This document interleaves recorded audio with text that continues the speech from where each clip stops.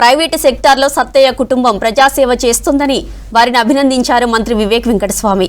సంగారెడ్డి జిల్లా తెల్లాపూర్ జేపీ కాలనీలో C sports complex ప్రారంభించారు మంత్రి. క్రమశిక్షణతో కూడిన విద్య, క్రీడలు అందించడం కోసం ఈ స్పోర్ట్స్ కాంప్లెక్స్ నిర్మించారని తెలిపారు. నిరుపేదల అభివృద్ధి కోసం కాకా వెంకటస్వామి అందించిన సహకారం ఎంతో మందికి ఉపయోగపడిందని గుర్తు చేశారు. కాకా ఆలోచనతో అంబేద్కర్ కాలేజీ ఏర్పాటు చేసిన వివేక్ వెంకటస్వామి కుటుంబం ప్రజలకు సేవ చేస్తుందన్నారు ప్రొఫెసర్ కంచాయిలయ్య.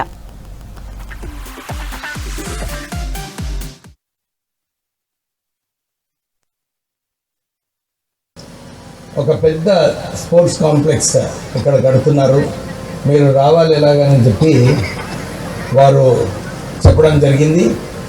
భరత్ వచ్చినప్పుడు నేను ఇది చెప్పినాను, లేదు ఇంత ప్రైవేట్ సెక్టర్లో ఇంత గొప్ప ఇన్స్టిట్యూట్ నిర్మిస్తున్నారంటే నిజంగా మీకు అభినందనలు చెప్పాలి. ఎందుకంటే సత్తయ్య గారి హిస్టరీ విన్నాక నిజంగానే అందరూ కూడా ఆశ్చర్యపడిపోవాలి. కష్టపడి పైకి రావడం ఒకటి, కానీ అది మర్చిపోకుండా మనం కూడా ప్రజలకు సేవ చేయాలి, సమాజంలో ఒక మార్పు రావాలి.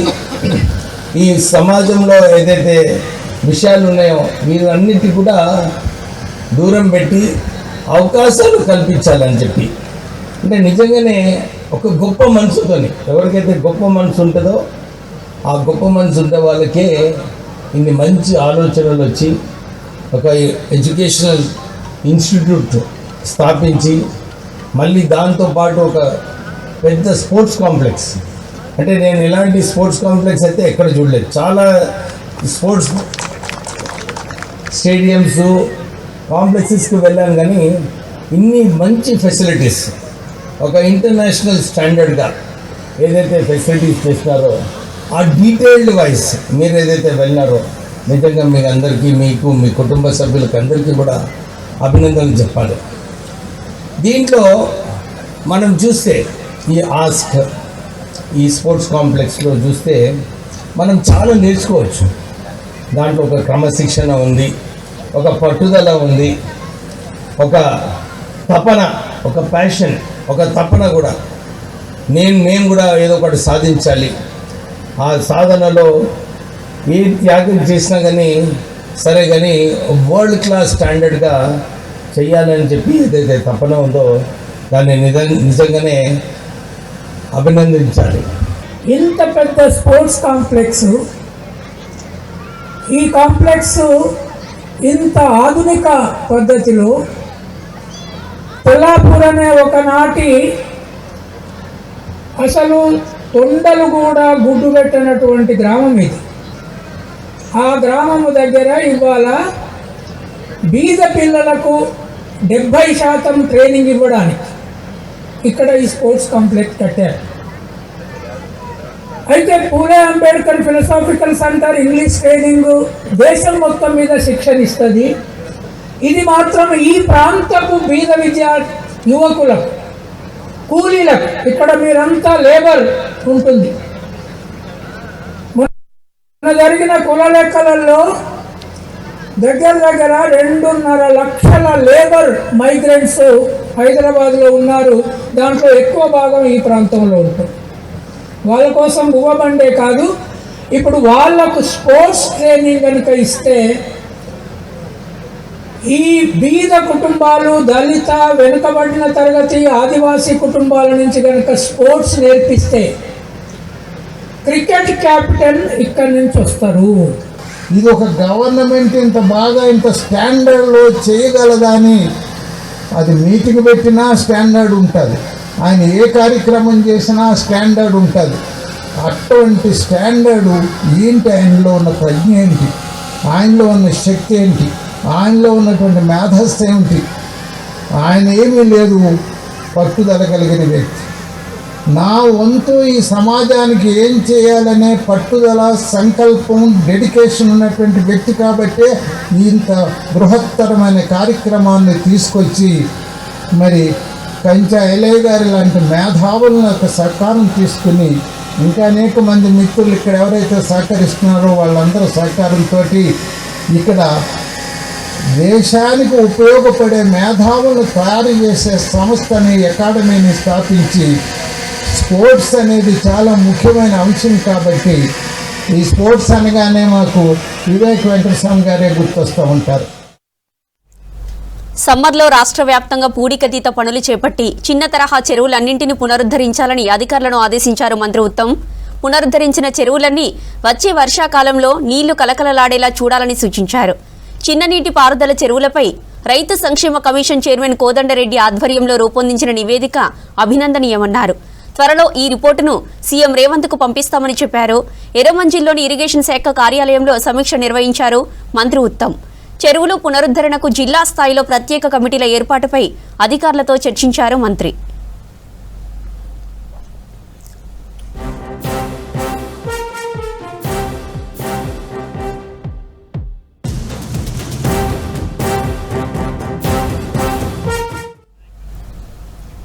రాష్ట్రంలో ఎక్కడైనా చెరువుల ఆక్రమణలకు గురైతే తక్షణమే చర్యలు చేపట్టి స్వాధీనం చేసుకోవాలని అధికారులను ఆదేశించారు ఉత్తమ్ కుమార్ రెడ్డి. చెరువుల ఆక్రమణల విషయంలో అధికారులు కఠినంగా వ్యవహరించాలన్నారు. అలాగే ఎఫ్టీఎల్ లెవెల్ను గుర్తించి సరిహద్దులు నిర్ణయించాలన్నారు. ఇరిగేషన్, రెవెన్యూ, వ్యవసాయ అధికారుల సమన్వయంతో ముందుకెళ్లాలని సూచించారు. పూడికతీతకు ఇప్పటికే మార్గదర్శకాలున్నాయని తక్షణమే వాటిని అమల్లోకి తీసుకొచ్చి పనులు ప్రారంభించాలని చెప్పారు. చెరువుల పునరుద్ధరణలో అధికారులు జాప్యం చేయడంపై అధికారులను నిలదీశారు మంత్రి ఉత్తమ్. సుమారు నెలన్నర క్రితమే ఈ పనులు చేపట్టాలని ఆదేశించిన ప్రతిపాదనలు రూపొందించడంలో ఎందుకు జాప్యం జరిగిందని ప్రశ్నించారు. చెరువుల స్థిరీకరణలో భాగంగా చెరువు కట్టలు, తూములు తదితర వాటిపై ప్రత్యేక దృష్టి సారించి మ్యాపింగ్ చేయాలన్నారు. నీటిపారుదల శాఖ దగ్గర ఇప్పటికే ఉన్న సమాచారం ఆధారంగా చెరువుల పునరుద్ధరణలో భాగంగా పూడికతీత పనులు చేపట్టాలన్నారు. చెరువు కట్టలను బలోపేతం చేయాలని, తూముల మరమ్మతులు చేయాలని చెప్పారు. జూరాల, మూసీ ప్రాజెక్టుల పూడికతీతకు సంబంధించిన ప్రతిపాదనలను తక్షణమే రూపొందించాలని అధికారులను ఆదేశించారు మంత్రి ఉత్తమ్.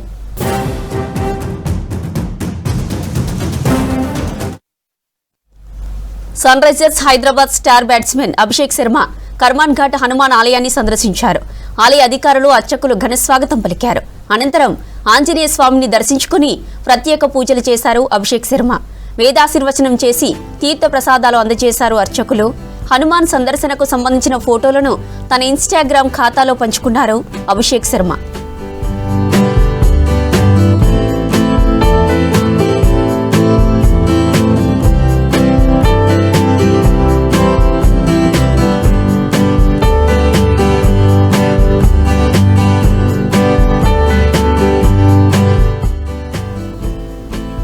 ఇప్పటికే ఎస్ఆర్హెచ్ ఆటగాళ్లు బల్కంపేట ఎల్లమ్మ దేవాలయం, జూబ్లీహిల్స్ పెద్దమ్మ తల్లి గుడిని కూడా దర్శించుకున్నారు.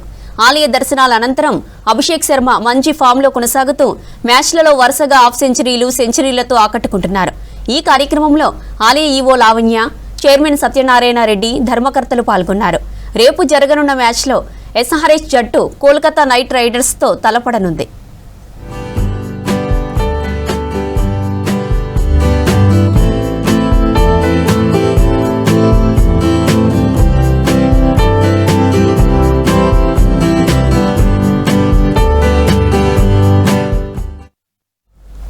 సమాజాన్ని చైతన్యం వైపు నడిపిస్తున్నది జర్నలిస్టులేనని తెలిపారు మంత్రి Duddilla Sridhar Babu.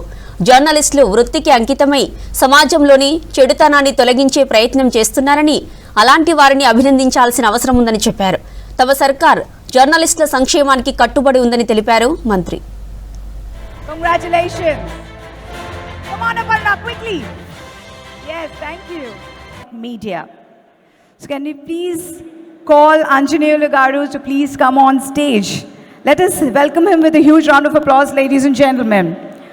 From Udayam to leading platform like V6, his journey reflects dedication and integrity. Currently serving as a chief reporter at the Velugu Daily and a member of Assembly Media Advisory Committee, he continues to shape impactful journalism. So congratulations to you. Hyderabad మాదాపూర్లో HYBIZ TV 6వ media అవార్డుల కార్యక్రమంలో పాల్గొన్నారు మంత్రి. Senior జర్నలిస్టులకు అవార్డులు అందజేశారు. V6 channel anchor Aparna, Velugu paper senior journalist Burra Anjaneyulu Goud, V6 Velugu marketing CGM యోగి team సభ్యులు అవార్డులు అందుకున్నారు. బెస్ట్ అడ్వర్టైజింగ్ విభాగంలో V6 వెలుగుకు హైబీజ్ టీవీ అవార్డులు వచ్చాయి. ఈ కార్యక్రమంలో హైబీస్ TV chairman Rajagopal, MP Anil Kumar Yadav, జర్నలిస్టులు పాల్గొన్నారు. On stage from V6 Velugu to take the award for the best advertisement team, electronic and print combined. Congratulations.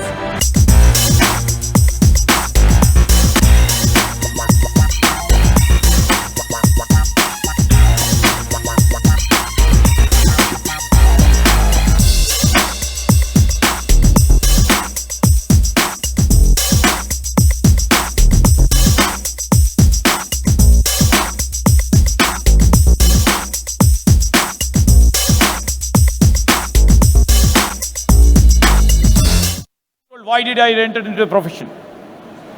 It was so tough for me, and it was a different environment altogether. Things looked very hard in couple of years because I hardly practiced for 3 to 4 years. But very first year it was so tough for me. You know, I born in a political family. I've seen the other side of the world. Facing a very tough situation was not my field that day. And my senior used to pay me about 4,000, 5,000 rupees per month. It was tough to continue and still pose that I am in a great profession. But as time goes by, the things what we learn in the process of our profession keeps you posted, keeps you, your grey matter all the time active. And if you continue with a passion and the recognition what we find, either in your own profession or through awards like this, will motivate you to move forward and do something back to the society or back to the profession what you believe. This is what I have seen, and in fact I am so fortunate. This is the second time I have been coming to this sort of function, and my friend Rajgopal and Sanjay Garu all the time keeps calling me for many occasions, but this time I had come here. In fact, many people have come from different parts of India too. Now, in fact, I would like to tell that here the media is volatile, media is energetic, media is active, media is also proactive. Media also helps our state governance to see the things in a right perspective. And here our government, absolutely, I am from the government. I would like to say that we are media-friendly government. We have taken so many reforms in terms of the media, especially my Chief Minister, Mr. Revanth Reddy, and my colleague Minister from INPR, Mr. Srinivas Reddy. You know, they are very receptive to the media's issue, media problems, and we know the issues concerning with the media. And this is a media-friendly government. I would like to really put before all the media friends over here. Either it may be the journalists, either the people who run the TV from the back, the people who are on the front face of the media. This is your government. We are here to serve each and every citizen of this state, and our people of this state always proclaims and states that this is a people's governance. Bathukamma కుంటపై సుప్రీంకోర్టులో పోరాడతామన్నారు HYDRAA commissioner Ranganath. High court orders ను పాటిస్తామని, division bench orders ప్రకారం అక్కడ బోర్డులు, ఇతర నిర్మాణాలు తొలగించామన్నారు. హైడ్రా ఏర్పాటైన దగ్గర నుంచి ఇప్పటి వరకు 80,000 కోట్ల విలువైన 2,093 ఎకరాల ప్రభుత్వ భూమిని కాపాడామన్నారు రంగనాథ్.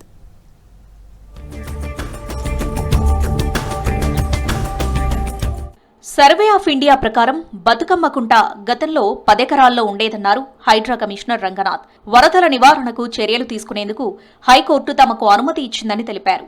హైకోర్టు డివిజన్ బెంచ్ ఉత్తర్వులను పాటిస్తున్నామన్నారు రంగనాథ్. చెరువు భూమికి తానే యజమానినని, అక్కడ వ్యవసాయం చేసినట్లు ఎడ్ల సుధాకర్ చెప్తున్నారన్నారు. అసలు చెరువులో ఉన్న భూమికి పట్టాలు ఎలా వస్తాయని ప్రశ్నించారు రంగనాథ్. మనము గూగుల్ ఎర్త్ మీద మేము సర్వే ఆఫ్ ఇండియా మ్యాప్ని సూపర్ ఇంపోజ్ చేసామన్నమాట. అది మనకు చూపిస్తాం ఒకసారి. ఆ ప్రాంతంలో చెరువు ఉందా లేదా అనేది సర్వే ఆఫ్ ఇండియా 1970లో కేంద్ర ప్రభుత్వ సంస్థ అయినటువంటి సర్వే ఆఫ్ ఇండియా సర్వే చేసి వాళ్ళు ఇచ్చినటువంటి మ్యాప్ ఇది. సర్వే ఆఫ్ ఇండియా మీకు స్క్రీన్ మీద కనబడుతుంది. సర్వే ఆఫ్ ఇండియా మ్యాప్ ఇది. సో దీని మీద ఇప్పుడు మీరు చూస్తున్నారు, ఇది మూసీలో కలుస్తున్నటువంటి వాగ్, ఇది వాగ్ వెళ్తుంది. ఇది రైల్వే ట్రాక్, ఇక్కడ మీరు చూస్తున్నారు రైల్వే ట్రాక్ ఉంది, మూసీలో కలిసిన వాగు. బతుకమ్మ కుంట మీకు దాని మీద ఇది మీరు చూస్తున్నారు, బతుకమ్మ కుంట, ఇది బతుకమ్మ కుంట ఇప్పుడు. సో దీన్ని ఇప్పుడు ఒకసారి మనం ఇప్పుడు డెవలప్ చేసిన బతుకమ్మ కుంట కరెక్ట్గా దాని మీద కూర్చుంటుందో లేదో కూడా మీరు చూస్తారు. ఈ ట్రాక్, రైల్వే ట్రాక్, ఈ ట్రాక్ మ్యాప్ రెండు టాలీ అవుతున్నాయి చూడండి. ఎడ్ల సుధాకర్కు 1986లో అన్రిజిస్టర్డ్ సేల్ అగ్రిమెంట్ మాత్రమే ఉందన్నారు రంగనాథ్. రిజిస్టర్డ్ అగ్రిమెంట్ ఉంటేనే రూల్ ప్రకారం చెల్లుబాటు అవుతుందని తెలిపారు. 1990లోని నాసా ఫోటోలలో కూడా అక్కడ బతుకమ్మ కుంట ఉందన్నారు. బతుకమ్మ కుంట అనేది అక్కడ చెరువు, పలు రికార్డ్స్ ప్రకారం కూడా అది చెరువుగా పరిగణిస్తూ చెరువుగా ఉంది అక్కడ. అయితే ఎడ్ల సుధాకర్ రెడ్డి అనే అతను అది అక్కడ ఆ చెరువు అతని ల్యాండ్ అని చెప్పేసి, అది అతని పట్టా ల్యాండ్, అతని ప్రైవేట్ ల్యాండ్ అని చెప్పి అతను క్లెయిమ్ చేస్తూ, అతను గతంలో కూడా కోర్టులకి వీటి దగ్గర కూడా వెళ్ళినప్పుడు కోర్ట్స్ ఫస్ట్ అతన్ని డిక్లరేషన్ ఆఫ్ టైటిల్ అంటే అతని ఓనర్షిప్ మీద ప్రూవ్ చేసుకోమని చెప్పడం జరిగింది. అది సిటీ సివిల్ కోర్టుకి వెళ్ళి నేను పొజిషన్లో ఉన్నాను, హైడ్రా వాళ్ళు వచ్చేసి అక్కడ చెరువు తవ్వటాలు చేస్తూ ఉన్నారు, వాళ్ళని ఆపించండి, ఒక టెంపరీ ఇంజంక్షన్ ఇవ్వండి అని చెప్పి పోవటం జరిగిందనమాట. పోతే అక్కడ అప్పుడు ఆ ఏప్రిల్ 2025లో సిటీ సివిల్ కోర్టు మొత్తం మా వాదోపవాదాలు అందరి విన్న తర్వాత దాదాపు ఒక నెల రోజుల పాటు ప్రతిరోజు మొత్తం ఈ వాదోపవాదాలు వింటూ ఒక చాలా సుదీర్ఘమైనటువంటి ఒక జడ్జిమెంట్ని కూడా ఇస్తూ దాంట్లో క్లియర్గా టెంపరీ ఇంజంక్షన్ అతను రిజెక్ట్ చేశారనమాట. చేసి అతను పొజిషన్లో లేడు అని చెప్పేసి చాలా స్పష్టంగా ఇవ్వటం జరిగిందనమాట. హైడ్రా ఏర్పాటైనప్పటి నుంచి 2093 ఎకరాల భూమిని రికవరీ చేశామన్నారు రంగనాథ్. వాటి మార్కెట్ విలువ 80,000 కోట్ల వరకు ఉంటుందన్నారు. ఐలాపూర్లో ప్రభుత్వ భూమి ఆక్రమణలపై డ్రైవ్ చేసి అక్కడి పేదలకు సంబంధించిన 1500 ఇళ్లు కూల్చలేదని తెలిపారు. హైడ్రా పరిధిలో 90 ఎఫ్ఐఆర్లు నమోదయ్యాయని, త్వరలోనే పూర్తి స్థాయిలో పోలీస్ స్టేషన్లు సిద్ధమవుతాయన్నారు. ఫాతిమా కాలేజ్ ఇష్యూలో హైకోర్టు ఆదేశాలతో FTL డీమార్కింగ్ చేయాలన్నారు రంగనాథ్. ఎన్నో బస్తీలు FTLలో ఉన్న వాటిని మేము ముట్టుకోలేదు అనే దానికి కూడా మీకు ఎగ్జాంపుల్ ఇస్ దట్. చాలా బస్తీలు కూడా వచ్చాయి, అంతేగాని పేదవాళ్ళ 1000 ఇల్లులు కొలగొట్టింది హైడ్రా అంటే 1000 ఇల్లులు ఎక్కడ లేవు. హార్డ్లీ ఫ్యూ, అంతా కలిపి ఒక 300 హౌసెస్ లోపలే ఉన్నాయి మొత్తం కూడా. అవి కూడా అన్ఆక్యుపైడ్, అండర్ కన్స్ట్రక్షన్. అది కూడా నథింగ్ ఈజ్ టెంపరీ హౌసెస్ ఉన్నాయి. చెప్పాక నేను సున్నం చెరువు 30 ఇట్లా ఉన్నది, 35 ఎంత ఉన్నాయి, నేను వాళ్ళు వచ్చారు టెంపరీ హౌసెస్. ఇది ధనవంతులు పెద్దల భూకబ్జాలు వదిలేసి పేదల ఇండ్లు కూల్చేస్తున్నారు అనడంలో వాస్తవం లేదన్నారు రంగనాథ్. హైదరాబాద్ వాతావరణం కాపాడుకోవాలంటే చెరువులను రక్షించుకోవాలని పిలుపునిచ్చారు. హైడ్రా పనితీరుపై పవర్ పాయింట్ ప్రజెంటేషన్ ఇచ్చారు రంగనాథ్. సికింద్రాబాద్ గాంధీ హాస్పిటల్లో మరో అధునాతన వైద్యం అందుబాటులోకి వచ్చింది. స్టేట్ ఆర్గన్ ట్రాన్స్ప్లాంట్ సెంటర్ను గాంధీలో ప్రారంభించారు. లివర్, కిడ్నీ ట్రాన్స్ప్లాంట్ సర్జరీలు, కాంక్లియర్ ఇంప్లాంట్స్, మోకీలు మార్పిడి సర్జరీలు చేయనున్నారు. 6 మాడ్యులర్ ఆపరేషన్ థియేటర్లు, 3 ట్రాన్స్ప్లాంట్ ఐసోలేషన్ రూమ్స్, ఆడిటోరియం ఉన్నాయి. గాంధీలో ఏర్పాటు చేసిన ట్రాన్స్ప్లాంట్ సెంటర్పై మరింత సమాచారం శ్రీశైలం అందిస్తారు. స్టేట్ ఆర్గాన్ ట్రాన్స్ప్లాంట్ సెంటర్ అందుబాటులోకి వచ్చింది. ప్రజెంట్ మనం ఆపరేషన్ థియేటర్లో ఉన్నాం. ఇక్కడ రవిచందర్ గారు యూరాలజీ హెచ్ఓడి. సార్, ఈ ఆర్గాన్ ట్రాన్స్ప్లాంట్ సెంటర్ అనేది అందుబాటులోకి రావడం వల్ల ఎట్లాంటి బెనిఫిట్స్ ఉంటాయి? ఇది స్టేట్ ఆర్గాన్ ట్రాన్స్ప్లాంట్ సెంటర్ అండి. గవర్నమెంట్ ఇదొక ముందుకు తీసుకెళ్తుంది హెల్త్ని ఆర్గాన్ ట్రాన్స్ప్లాంట్ విషయంలో.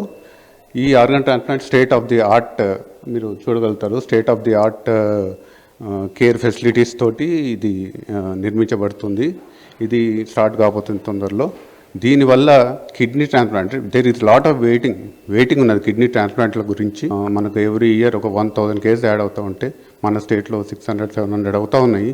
ఆ గ్యాప్ ఫుల్ఫిల్ చేయడానికి ఈ ట్రాన్స్ప్లాంట్ సెంటర్ యూజ్ అవుతుంది. So number of cases increase చేయడానికి. ఇక్కడ కిడ్నీ కాకుండా 6 థియేటర్స్ ఉన్నాయి. ఇక్కడ 6 థియేటర్స్లో kidney transplantation, liver transplantation, cochlear implants and joint replacements ఈ 6 థియేటర్లలో ఈ సర్జరీలు అవుతాయి. సో ఇవన్నీ కూడా కిడ్నీ ట్రాన్స్ప్లాంట్కి వచ్చేవరకు బయట మనకి 10 నుంచి 15 లక్షల వరకు ఖర్చు అవుతుంది. ఇక్కడ అన్నీ కూడా ఫ్రీగా అవుతాయి. లివర్ ట్రాన్స్ప్లాంట్కి వచ్చేవరకు 25 to 50 lakhs బయట ఖర్చు అవుతుంది. నీ రీప్లేస్మెంట్ అలానే ఖర్చుతోటి కూడినాయి. ఇక్కడ ఫ్రీ ఆఫ్ కాస్ట్ కామన్ పీపుల్కి, పువర్ పీపుల్కి యూజ్ అయ్యే విధంగా with advanced facilities. Every facility what corporate is giving, we will be able to give. In జనరల్గా గవర్నమెంట్ సైడ్లో మనకు గాంధీకి ఎక్కువ మంది జిల్లాల నుంచి కానీ చాలా మా రూరల్ ఏరియాస్ నుంచి ఇక్కడికి వస్తుంటారు. ఎనీ ఎమర్జెన్సీ టైంలో కూడా ఇక్కడికే తీసుకొస్తుంటారు. సో గవర్నమెంట్ సెటప్లో గాంధీ కాకుండా ఇంకెక్కడన్నా మన జిల్లాలో కానీ ఇంకెక్కడన్నా ఈ ట్రాన్స్ప్లాంట్ ఫెసిలిటీ ఉందా అండి? లేకపోతే కనుక ఇక్కడికే వస్తే దాన్ని ఎట్లా మనం కోఆర్డినేట్ చేసుకుంటాం? అంటే నిమ్స్లో బాగా జరుగుతూ ఉంటాయండి, ఎస్పెషల్లీ కిడ్నీ ట్రాన్స్ప్లాంట్. నిమ్స్ కాకుండా ఉస్మానియాలో జరుగుతూ ఉంటాయి. Osmania is also regular centre, but ఒక 20 to 30 ట్రాన్స్ప్లాంట్స్ ఇన్ ఇయర్ అవుతూ ఉంటాయి. So now government is planning to increase the number of transplants so that the gap between the requirement plus ఫుల్ఫిల్మెంట్కి ఆ gap తగ్గించడానికి చేసే ప్రయత్నాలు. అదొక్కటే కాదు, ఇక్కడ మనకి స్టేట్ ఆఫ్ ఆర్ట్ ఫెసిలిటీస్ తోటి ఇది తయారు చేస్తున్నాం కాబట్టి రిజల్ట్స్ వైజ్ కూడా పేద ప్రజలకు బాగా యూజ్ అవుతుందని మేము ఫీల్ అవుతా ఉన్నాం. అనస్థీషియా హెచ్ఓడి మురళి గారు ఉన్నారు సార్. అంటే ఈ ఎట్లాంటి ఫెసిలిటీస్ ఈ ఆర్గాన్ సెంటర్లో ఉన్నాయి? సో కార్పొరేట్లో ఉన్న ఆ లెవెల్లోనే మనకి ఇక్కడ ఫెసిలిటీస్ ఉంటాయా లేకపోతే ఎట్లా ఉంటుంది? ఎస్పెషల్లీ మనం ఇక్కడ రెగ్యులర్గా ఇప్పటికే కిడ్నీ ట్రాన్స్ప్లాంట్ చేస్తున్నాము, కాక్లియర్ ఇంప్లాంట్ చేస్తున్నాము, జాయింట్ రీప్లేస్మెంట్ చేస్తున్నాము. లివర్ ఒకటే చేయట్లేదు గాంధీలో. ఇప్పుడు ఈ ఎస్ఓటీస్లో లివర్ కూడా యాడ్ అవుతున్నది. బట్ ఇంతకుముందు ఓటీస్లో లేని ఫెసిలిటీస్ ఇక్కడ ఉన్నాయి మనకు. లామినార్ ఫ్లో కానివ్వండి, హై అండ్ మానిటరింగ్ కానివ్వండి, ఐసీయూస్ కానివ్వండి, తర్వాత ట్రాన్స్ప్లాంట్ ఐసోలేషన్ రూమ్స్ సపరేట్గా ఉన్నాయి. అది ఇంతకుముందు చాలా బాధపడేవాళ్ళం. సో ఇప్పుడు అవన్నీ కూడా ఫెసిలిటీస్ వచ్చాయి. సో మానిటరింగ్ వైజ్ కూడా హై అండ్ మానిటరింగ్. ఇప్పుడు అనస్థీషియా ఇచ్చినప్పుడు లివర్ ట్రాన్స్ప్లాంట్లో చాలా హై రిస్క్ ఉంటుంది. ఆ హై రిస్క్లో ఎలా మానిటర్ చేయడం దానికి కూడా మానిటర్స్ వచ్చాయి మనకు. అవి కూడా ఇక్కడ అవైలబుల్ చేస్తాము. తర్వాత మీకు తెలుసు జాయింట్ రీప్లేస్మెంట్లు చాలా అవుతుంటాయి పొద్దు రేపు. సో అవి కూడా మనకు స్పెషల్గా ఏమాత్రం ఇన్ఫెక్షన్ రాకుండా ఇక్కడ ఈ ఓటీస్ ప్రిపేర్ చేశారు. తర్వాత కాక్లియర్ ఇంప్లాంట్ అనేది పుట్టుకతోనే చెవి మూగ పుట్టుకతో ఉంటారు కదా, వాళ్ళకు ఆల్రెడీ చేస్తున్నాము రొటీన్ ఓటీస్లో. బట్ ఇక్కడ స్పెషలైజ్డ్ ఓటీస్ కనుక వాళ్ళకు కూడా చాలా మంచి వైద్యము, అంటే ఇన్ఫెక్షన్ రాకుండా ఉండడానికి 0% ఇన్ఫెక్షన్ ఉండడానికి వీలవుతుంది ఇక్కడ. So this is good for poor patients. So Aarogyasri కింద కూడా ఉన్నాయి కనుక will help to the poor patients. So OT పరంగా అంటే వాటిలో ఉన్న అడ్వాన్స్ టెక్నాలజీ ఏముందండి? అన్నీ ఉన్నాయండి. ఐబీపీస్ ఉన్నాయి, inter arterial blood pressures monitor చేసుకునేది, వెంటిలేటర్స్ ఉన్నాయి, వెంటిలేటర్ బ్యాకప్స్ ఉన్నాయి, సపోర్ట్స్ ఉన్నాయి. అండ్ ఓటీలో అన్ని కావాల్సిన ఫెసిలిటీస్ మాకున్నాయి, అవైలబిలిటీలో ఉన్నాయి. High and ventilators, cardiac output monitorings ఉన్నాయి, సెంట్రల్ లైన్స్ అండ్ ఎపిడ్యూరల్స్ వేసుకోవడానికి. ఎపిడ్యూరల్ 24 hours కంటిన్యూ పేషెంట్కి పెయిన్ లేకుండా చూస్తాము. సో అవి ఉన్నాయి. వెంటిలేటర్ మీద పెట్టేస్తాం పేషెంట్కి. ఇది 24 hours సర్జరీ కాబట్టి కంటిన్యూస్ అనస్థీషియా కూడా, మళ్ళీ వెంటిలేటర్ బ్యాకప్స్ ఉన్నాయి. సో అలాంటి ఫెసిలిటీస్ మన దగ్గర ఉన్నాయి, అన్నీ ఉన్నాయి. ట్రాన్స్ప్లాంట్ అయితే ఒకటే సరిపోతుంది, ఒక కేసు ఒక రోజుకి.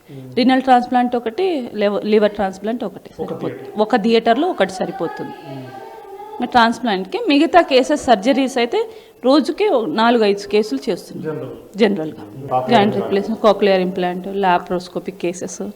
మంజుష గారు నెఫ్రాలజీ హెచ్ఓడి ఉన్నారు, ఒకసారి అడుగుదాం. అంటే మీ డిపార్ట్మెంట్ పరంగా ఈ ఆర్గాన్ సెంటర్ రావడం వల్ల పేషెంట్ సైడ్ ఇంకేమైనా బెనిఫిట్ ఉంటుందా? జనరల్గా ఇంత సెటప్ ఒక ప్రభుత్వ హాస్పిటల్లో రావడం అనేది ఫర్ ద ఫస్ట్ టైం, ఎక్కడా లేదు మన స్టేట్లో. సో ఒకే రూఫ్లో, ఒకే సింగిల్ అంబ్రెలాలో మనకి operation theatres, multiple operation theatres, KTUs అంటే kidney transplant unit, post operative management ఏదైతే ఉందో అది కూడా ఒకే ప్లేస్లో జరగడం, ప్లస్ ఐసీయూ మానిటరింగ్, ఏమన్నా కాంప్లికేషన్స్ వస్తే వాళ్ళని ఐసీయూలో పెట్టుకొని బెడ్ సైడే డయాలసిస్ ఇవ్వడము, సిఆర్ఆర్టీ లాంటి కొత్త నూతన పద్ధతులు ఇవ్వడము, ప్లస్ పోస్ట్ ఆపరేటివ్ ఇన్ఫెక్షన్స్ ఏమైతే ఉంటాయో వాళ్ళని కూడా ఇక్కడ అడ్మిట్ చేయడానికి మనకు ఆస్కారం ఉంటుంది. సో ఈ సెటప్ అనేది ఏంటంటే మనకి ఒక్క పేషెంట్ ఒకసారి వచ్చారంటే, ఎంట్రీ అయ్యారంటే అన్ని రకాలుగా ట్రీట్మెంట్ ఇచ్చి, starting from evaluation to transplant to post operative management till discharge, అంటే 1 time ఎంట్రీ 1 time ఎగ్జిట్ అన్నీ ఒకే ప్లేస్లో వచ్చేటట్టుగా చూసేటట్టుగా మనకి ఈ సెటప్ ఉంది.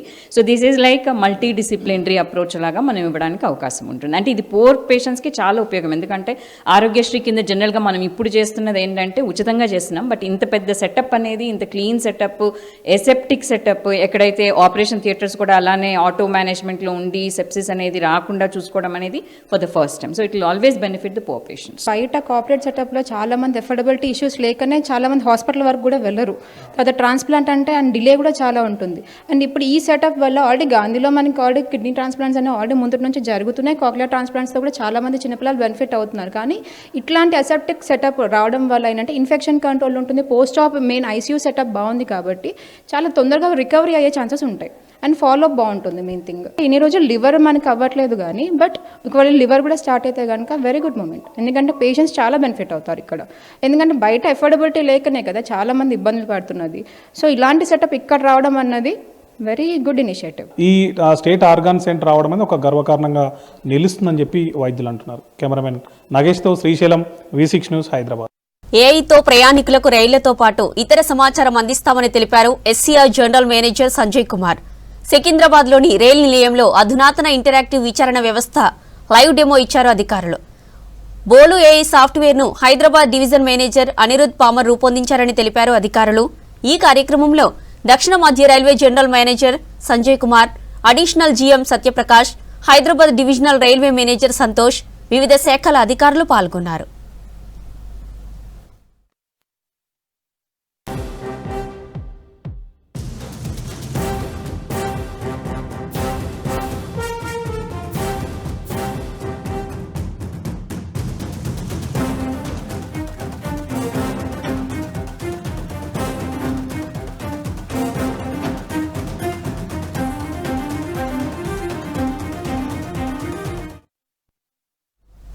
ఎక్స్ప్లోర్ టు ఎక్స్పాండ్ అంతర్జాతీయ వేదికలతో వ్యాపారవేత్తలకు, ఎగుమతిదారులకు, యువతకు కొత్త అవకాశాలను తీసుకువస్తాయని తెలిపారు మంత్రి శ్రీధర్ బాబు.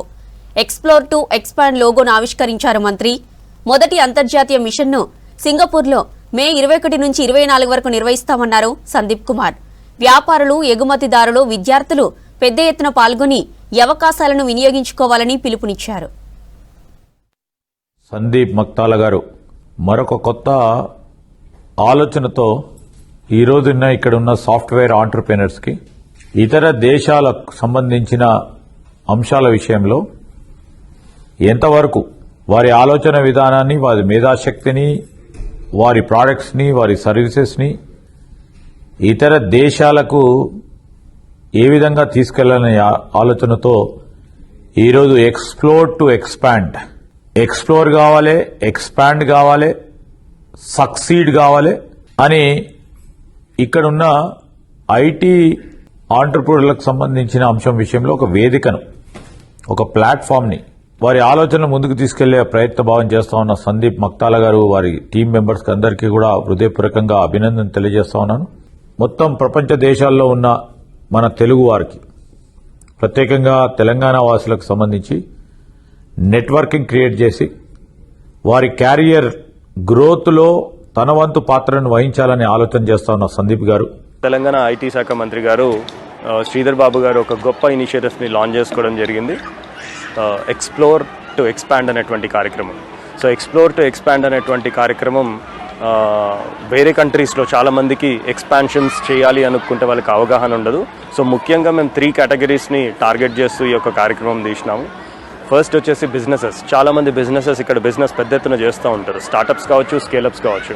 సో వాళ్ళు డిఫరెంట్ కంట్రీస్లో ఎక్స్పాండ్ కావాలంటే వాళ్ళు ఎక్స్పాన్షన్ కన్నా ముందు ఆ కంట్రీని ఎక్స్ప్లోర్ చేయాల్సిన అవసరం ఎంతకైనా ఉంది. అక్కడ ఉండేటువంటి బిజినెసెస్ని, పార్ట్నర్షిప్స్ని, కొలాబరేషన్స్ ఎట్లా చేసుకోవచ్చు, ఇదంతా చూడాల్సిన అవసరం ఎంతకైనా ఉంది. సో దానిలో భాగంగా మేము బిజినెసెస్కి, దాంతోపాటు మనము ఎక్స్పోర్టర్స్ అండ్ మ్యానుఫ్యాక్చరర్స్ ఆ కేటగిరీని కూడా టార్గెట్ చేస్తూ సో వాళ్ళకు కూడా ఇందులో ఆపర్చునిటీ కల్పిస్తూ ఉన్నాం. సమ్మర్ హాలిడేస్ కావడంతో రైలు ప్రయాణానికి డిమాండ్ పెరిగింది. ముఖ్యంగా పేద, మధ్యతరగతి వారు ఎక్కువగా ట్రావెల్ చేసే జనరల్ బోగీల్లో రద్దీ ఎక్కువగా ఉంటుంది. ఎక్స్ప్రెస్, ప్యాసింజర్ రైళ్లలో జనరల్ బోగీలను పెంచాలనే డిమాండ్పై రైల్వే శాఖ చర్యలు చేపట్టడం లేదు. పండుగలు, సెలవుల టైంలో 2 నెలల ముందు నుంచే రిజర్వేషన్ చేసుకుంటే తప్ప టికెట్స్ దొరకడం లేదంటున్నారు ప్రయాణికులు. అసలే ఎండలు, అందులోనూ సీట్లు దొరక్క జనరల్ బోగీల్లో ప్రయాణించే వారికి నరకం కనిపిస్తుంది. ఇక సికింద్రాబాద్ రైల్వే స్టేషన్ నుండి రైళ్లలో జనరల్ బోగీల డిమాండ్కు సంబంధించిన మరింత సమాచారం హరిత అందిస్తారు. మధ్యతరగతి ప్రయాణికులు రైల్వే ప్రయాణాన్ని ఎక్కువగా చేస్తుంటారు. అయితే ముఖ్యంగా తక్కువ టికెట్ ధరలు ఉండే జనరల్ బోగీలకు ఎక్కువగా డిమాండ్ ఉంటుంది. అయితే ప్రస్తుతం మనకు తెలంగాణ వ్యాప్తంగా కూడా రైలు ప్రయాణం అంటే ఎక్కువగా ఇటు ఆంధ్ర కావచ్చు, మహారాష్ట్ర, కర్ణాటక వైపు ట్రావెల్ చేస్తుంటారు. అయితే ఈ ప్రయాణికుల కోసం జనరల్ బోగీలను పెంచాలని చాలా రోజుల నుంచి కూడా డిమాండ్ వస్తోంది. ప్రజెంట్ ఇటు సమ్మర్ హాలిడేస్ కూడా కావడంతో పెద్ద ఎత్తున ట్రైన్ టికెట్లకు బుకింగ్స్ అయితే భారీగా మనకు వెయిటింగ్ లిస్ట్ చూపిస్తున్న సిచ్యువేషన్ అవుతుంది. ముఖ్యంగా ఇటు రైళ్లలో ప్రయాణించే వాళ్ళు ఎక్కువగా ఇటు స్లీపర్ కావచ్చు, జనరల్ బోగీలను ఎక్కువగా ప్రిఫర్ చేస్తారు. అయితే వాటికి సంబంధించి ఎట్లా ఉంది డిమాండ్, పబ్లిక్తో కూడా మాట్లాడదాం. చెప్పండి, మీరు ఎక్కడి నుంచి వస్తుంటారు రెగ్యులర్? మేము నడికోడి నుంచి. ఎట్లా మరి రైళ్లలో జనరల్ కావచ్చు, స్లీపర్ బోగీలు ఈజీగానే దొరుకుతాయా? మామూలు టైంలో కాకుండా పండుగలప్పుడు ఎట్లుంటుంది? పండగలప్పుడు అయితే బాగా బిజీ. మరి అంటే ఇప్పుడు జనరల్ బోగీలు పెంచాలంటున్నారు కదా, టికెట్ రేట్ ఎంత ఉంటుంది, స్లీపర్ది ఎంత ఉంటుంది? స్లీపర్లో అయితే ఇప్పుడు ప్రస్తుతానికి 160 రూపాయలు ఉంది, జనరల్ బోగి అయితే 60 రూపాయలు ఉంది. 100 తేడా. జనరల్ బోగీల సంఖ్య పెంచాలంటే సంఖ్య పెంచితేనే మంచిది మేడం, అప్పుడు జనాలు ఫ్రీగా ఉంటుంది కదా, తక్కువ రేట్లు ప్రయాణించవచ్చు. బోగీలు పెంచితే కన్నా ఫ్రీగా ఉంటుంది, మధ్య తరగతి వాళ్ళందరికీ ఫ్రీగా ఉంటుంది. ఇంకొంతమంది ప్రయాణికులు ఉన్నారు, వాళ్ళతో కూడా మాట్లాడదాం. హాయ్ అండి, ఎక్కడికి వెళ్తున్నారు? మేము వైజాగ్ వెళ్తున్నాను. ఎట్లా ఉంటుంది ట్రైన్లో జర్నీ, ఎట్లా బుక్ చేసుకుంటారు? తత్కాలే అండి, ఎందుకంటే ముందు నుంచి బుక్ చేసుకున్నా కూడా వెయిటింగ్ లిస్ట్లో ఉండిపోతుంది, లాస్ట్లో క్యాన్సిల్ అయిపోతుంది. సో తత్కాల్లో బుక్ చేసుకోవాల్సి వస్తుంది.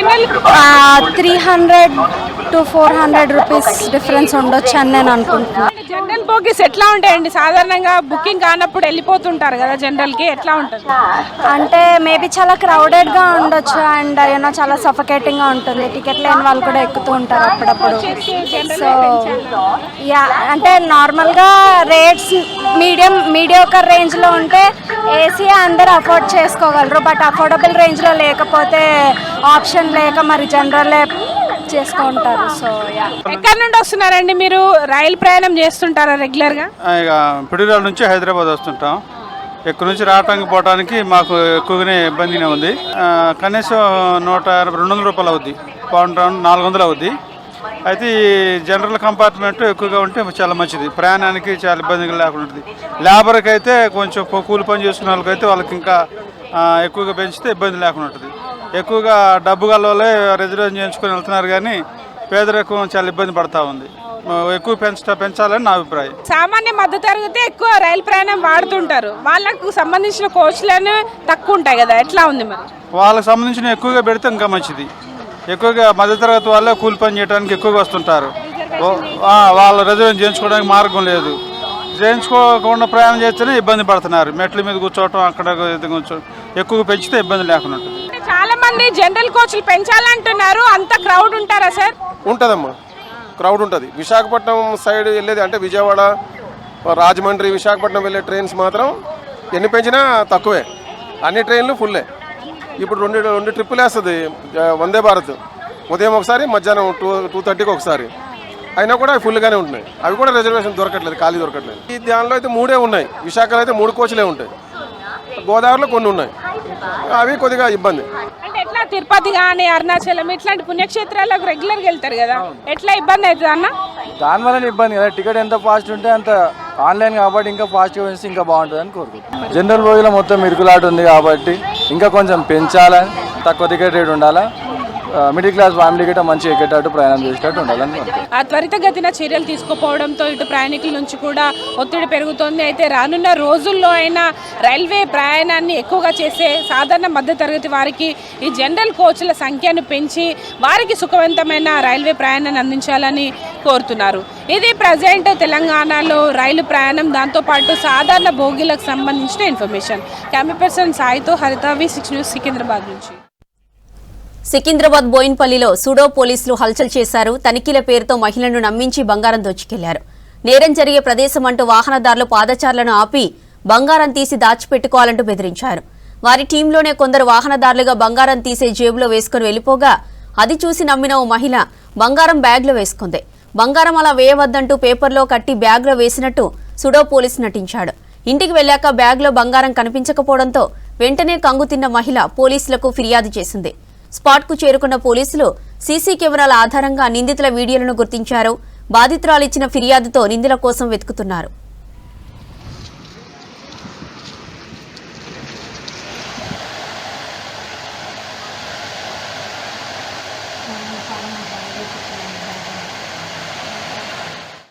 సైడ్ నుంచి పోతా అంటే ఒక ఆయన నాకు ఆడుకొచ్చిండు, వచ్చి ఒక ఆయన ఇక్కడ మూల మీద నిలబడ్డాడు. నిలబడి అమ్మ నిన్ను సార్ పిలుస్తా అంటే అట్లనే పోతున్నావు అని అన్నారు. అంటే నన్ను ఎందుకు పిలుస్తారంటే పిలుస్తాడు సారు పోలీసు వాళ్ళం మేము అని అన్నాడు. అంటే మరి నన్ను ఎందుకు పిలుస్తారంటే ఇక్కడ ఇష్యూ జరిగింది నీకు తెలుసా నిన్న అంటే నాకు తెలియదని రమ్మంటాను సార్ అంటే నీటిలో వచ్చినాక ఆయన ఆ సార్ దగ్గరికి వచ్చిన ఆయన కాడికి రాగానే వేరే ఆయన వస్తే ఒక ఆయన పోతాంటే ఆయనకు చైన్ ఉంది. చైన్ ఉంటే ఇట్లా అని అనగానే ఆయన వచ్చిండు.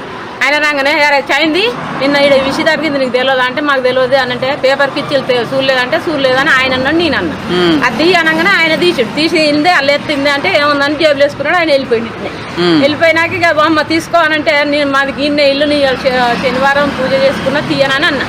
అంటే అమ్మ నీ పానానికంటే ఎక్కువ ఆయన జరిగింది సుఖం మీకు మళ్ళీ మాట్లాడితే కదా మీరు వచ్చేది అంటే ఇక సార్ అని తీసుకొని నా బ్యాగులు వేసుకుంటానని ఇట్లా తీసుకున్నా. ఇది తిరిగి తీసుకోని అన్నాడు. అటు తిరిగిన గోడకెళ్ళి తిరిగి తీసుకొని అలా వేసుకుంటా అంటే అట్లా ఉత్తగా ఎత్తారా అని పేపర్ తీసి పేపర్లో మలుగు అని అన్నాడు. ఇంటే అమ్మ మలుతారంటే నేను ఆయన చేతులకు వెళ్ళి పేపర్ తీసుకొని మలిచి అలా పెట్టినాక పైన పెట్టిన అది పడిపోతే మళ్ళీ మాట్లాడుకోవస్తారు కదా అని అన్నాడు. వాడు అని తీసి లోపల చేయి పెట్టిండు తీసిండు దాన్ని తీసి ఎత్తానని అన్నాడు. వేసింది తెలియదు కానీ ఆ చికెన్ కాడికి పోయి అవి ఉన్నదా లేదు ఇట్లా తీసుకు దొరక ఏమనిపించలేదు. అయితే ఇదంతా చూస్తే ఆడ అన్ని బండ్లు పోతాను కదా ఎట్లా చూడాలని మా ఇల్లు దగ్గరనే ఆడిపోయి అన్ని కింద గుమ్మరిత్తలేదు. ఇక అక్కడి నుంచి దెబ్బ ఉరికొచ్చాక ఎవరు లేదు. తెలంగాణ ఆర్టీసీ సంస్థలో పనిచేస్తున్న ఉద్యోగులకు కాంగ్రెస్ సర్కార్ గుడ్ న్యూస్ చెప్పింది. ప్రభుత్వంలో ఆర్టీసీ విలీనం, కార్మిక సంఘాలకు ఎన్నికలు, పెండింగ్ బకాయిలపై సానుకూలంగా నిర్ణయాలను ప్రకటించింది. ఈ నేపథ్యంలో ఇప్పుడు ఆర్టీసీ కార్మిక యూనియన్ల ఎంపికలపై ఎదురు చూస్తున్నారు. మరో వారంలో ట్రేడ్ యూనియన్ల ఎన్నికలపై క్లారిటీ వచ్చే అవకాశం ఉంది.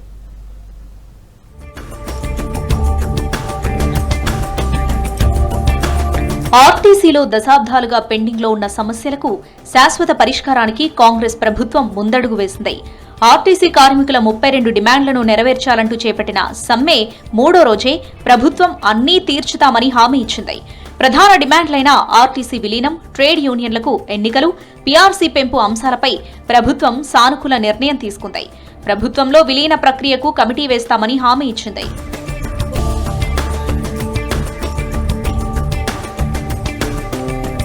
హైదరాబాద్ జూబ్లీహిల్స్ నివాసంలో సీఎం రేవంత్ రెడ్డిని కలిశారు ఆర్టీసీ కార్మిక సంఘాల నేతలు. తమ సమస్య పరిష్కారానికి చొరవ చూపినందుకు ధన్యవాదాలు తెలిపారు. సంస్థ అభివృద్ధి, మనుగడ, గౌరవాన్ని పెంపొందించి ప్రజలకు మంచి సేవలందించడానికి కార్యాచరణ రూపొందించాలన్నారు రేవంత్ రెడ్డి. పెండింగ్లో ఉన్న కారుణ్య నియామకాలను చేపట్టామని గుర్తు చేశారు. ఆర్టీసీ సమస్యలు ఏవైనా తన దృష్టికి తీసుకొస్తే వెంటనే పరిష్కరించారని తెలిపారు. యూనియన్లు విలీనం లాంటి అంశాలపైన కార్మిక సంఘాలే చర్చించుకుని నిర్ణయం చెప్పాలన్నారు సీఎం. ఆర్టీసీని బాగు చేసుకునే అవకాశం కార్మికులపైనే ఉందన్నారు రేవంత్ రెడ్డి.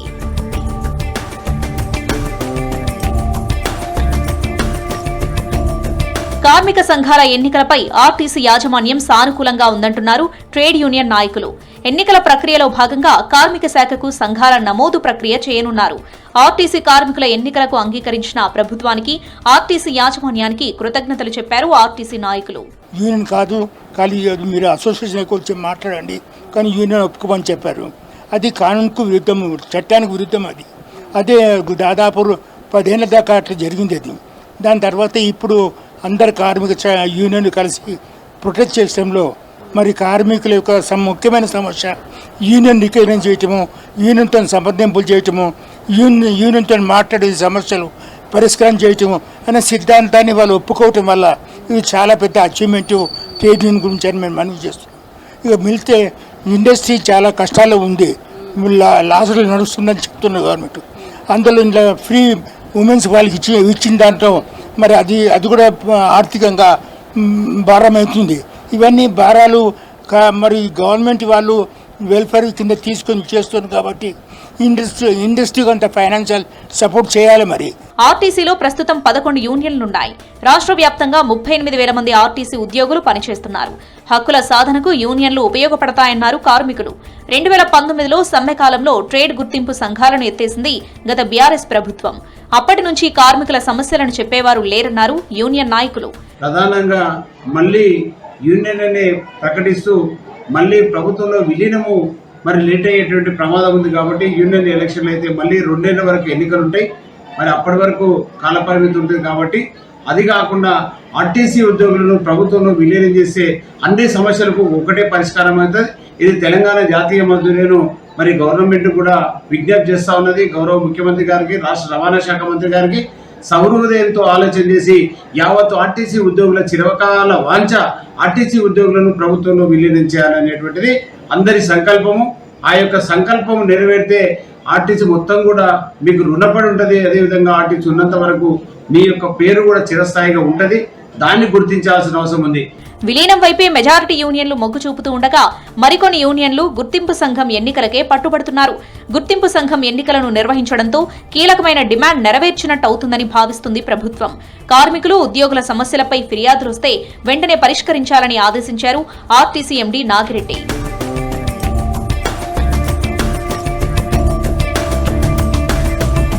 ఆర్టీసీ యాజమాన్యానికి, కార్మిక శాఖకు ప్రభుత్వం ఆదేశాలు జారీ చేస్తే ఒక్కరోజులోనే యూనియన్ ఎన్నికలు పూర్తవుతాయని తెలిపారు నేతలు. జూన్ 2న తెలంగాణ ఆవిర్భావ దినోత్సవం రోజున విలీన ప్రక్రియకు ముందడుగు పడాలని ఆశాభావం వ్యక్తం చేస్తున్నారు ఆర్టీసీ కార్మికులు. నగరంలో ఆక్రమణల తొలగింపుపై హైడ్రా రూటు మార్చింది. ఇకపై అక్రమ నిర్మాణాల కూల్చివేతలకు ముందు బాధితులకు గడువు ఇవ్వాలని డిసైడ్ అయింది. స్టాండర్డ్ ఆపరేటింగ్ ప్రొసీజర్ ప్రకారం ముందుగా నోటీసులిచ్చి 10 రోజుల గడువు తర్వాతే కూల్చివేతలు చేపట్టాలని నిర్ణయించింది. న్యాయస్థానం ఆదేశాలు, ప్రజల నుంచి వచ్చిన విమర్శలతో ఈ మార్పులు తీసుకొచ్చింది హైడ్రా.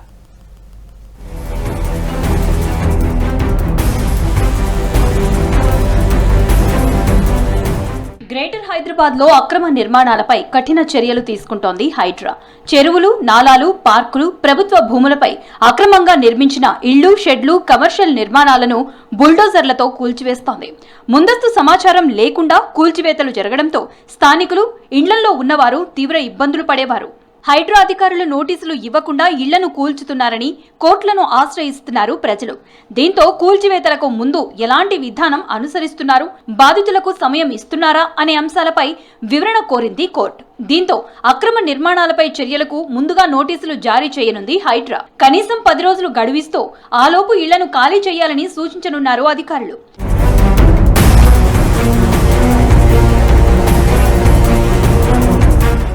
నార్సింగ్లోని ముష్కిన్ చెరువులో ఆక్రమణదారులకు నోటీసులు ఇచ్చామన్నారు హైడ్రా అదనపు కమిషనర్ వర్ల పాపయ్య.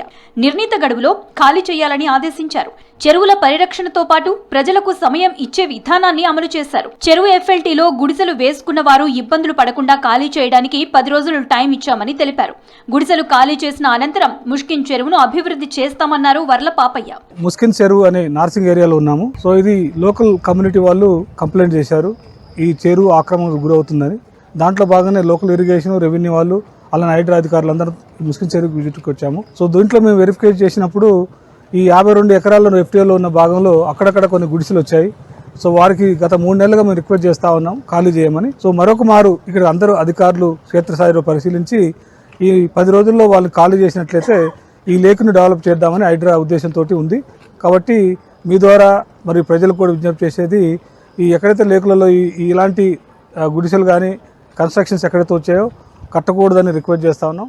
ముందస్తు నోటీసులు ఇవ్వడం వల్ల కోర్టు వివాదాలు తగ్గే అవకాశం ఉండగా ప్రజల నుంచి వ్యతిరేకత కూడా తగ్గుతుందని తెలిపారు అధికారులు. ఆక్రమణలను ఎట్టి పరిస్థితుల్లో వదిలిపెట్టబోమని హెచ్చరిస్తున్నారు.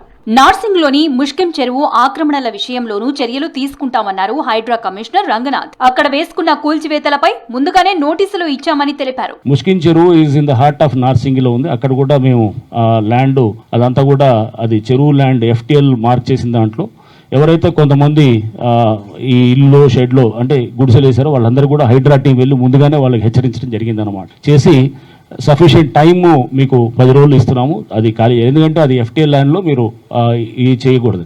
అండ్ అట్లానే మీకు సున్నం చెరువును లేకపోతే మనకి ఏది ఇంకా ఇతర చెరువుల్లో కూడా ఎక్కడన్నా ఇల్లు, ఎక్కడన్నా టెంపరీ హౌసెస్ వాళ్ళు కట్టుకున్న వాటిని కూడా హైడ్రా తొలగించి ఉంటే గనక 5 ఏళ్ల నుంచో 6 ఏళ్ల నుంచో లేదా 10 years నుంచో ఉన్నట్టు వాళ్ళు టెంపరీ హట్స్ అంటే హట్స్ ఉన్నా కానీ చెరువు మధ్యలో ఉంటే కూడా వాటిలందరూ కూడా నిన్న సున్నం చెరువు వాళ్ళతోటి బాధితులతో కూడా మీటింగ్ పెట్టాము. వాళ్ళు దాదాపు మొత్తం 35 దాకా వాళ్ళందరూ కూడా వచ్చారు. వాళ్ళందరికీ కూడా ప్రభుత్వ ఆదేశాల ప్రకారం అట్లనే ముఖ్యమంత్రి గారి ఆదేశాల ప్రకారం వాళ్ళందరికీ కూడా 2 bedroom హౌసెస్ కూడా ఇవ్వడానికి మేమంతా కూడా ఆ ప్రాసెస్ కూడా స్టార్ట్ చేస్తున్నాం. సున్నం చెరువు బాధితులతో సమావేశం ఏర్పాటు చేశామన్నారు. బాధితులకు సీఎం ఆదేశాలతో డబుల్ బెడ్రూమ్ ఇళ్లు ఇస్తామని తెలిపారు రంగనాథ్.